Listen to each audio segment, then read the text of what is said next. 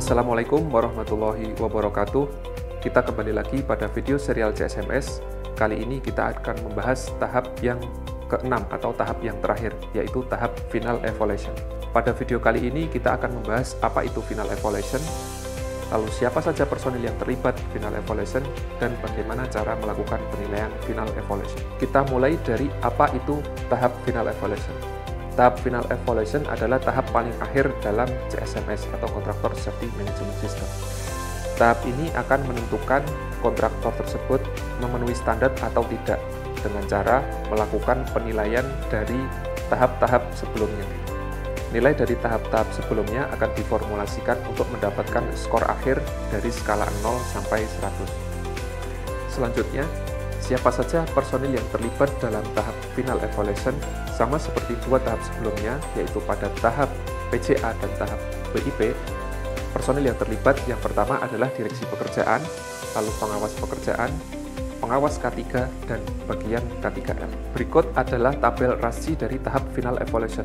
Bisa kita lihat pada tabel rasi sama strukturnya sesuai dengan tahap PCA dan BIP, yaitu ada bagian kontraktor, user, K3L, dan manajemen.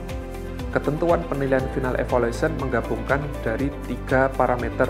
Yang pertama adalah penilaian dari KPI K3L kontraktor, diambil nilai realisasinya. Lalu yang kedua adalah penilaian dari pre-job activity, dan yang ketiga adalah penilaian dari working progress. Dari ketiga item tersebut akan diformulasikan menjadi skor akhir Final Evaluation dari skala 0 sampai 100. Berikut adalah formulir dari Final Evaluation atau evaluasi akhir.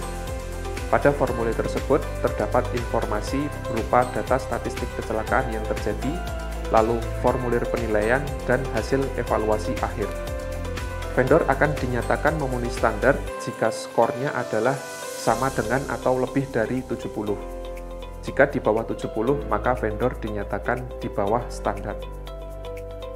Dan pencabutan sertifikat CSMS diberikan bagi kontraktor jika terdapat kecelakaan kerja atau kasus kecelakaan dengan luka berat. Jika vendor atau kontraktor tersebut tidak memenuhi standar selama 2 kali, baik berurutan atau tidak, maka level sertifikat prakualifikasi akan diturunkan 1 tingkat. Berikut adalah pertanyaan yang sering ditanyakan pada tahap Final Evaluation. Yang pertama, apakah konsekuensi yang didapat jika hasil Final Evaluation tidak memenuhi standar? Jika vendor tersebut tidak memenuhi standar sebanyak 2 kali, maka sertifikat akan diturunkan levelnya sebanyak 1 tingkat. Pertanyaan yang kedua, apakah punishment yang didapat bagi kontraktor jika terjadi kecelakaan kerja? Jika terjadi kecelakaan kerja, dalam hal ini fatality, maka sertifikat CSMS akan di-freeze atau dibekukan selama 1 tahun. Jika terjadi kecelakaan dengan status luka berat, maka akan di-freeze atau dibekukan selama 6 bulan.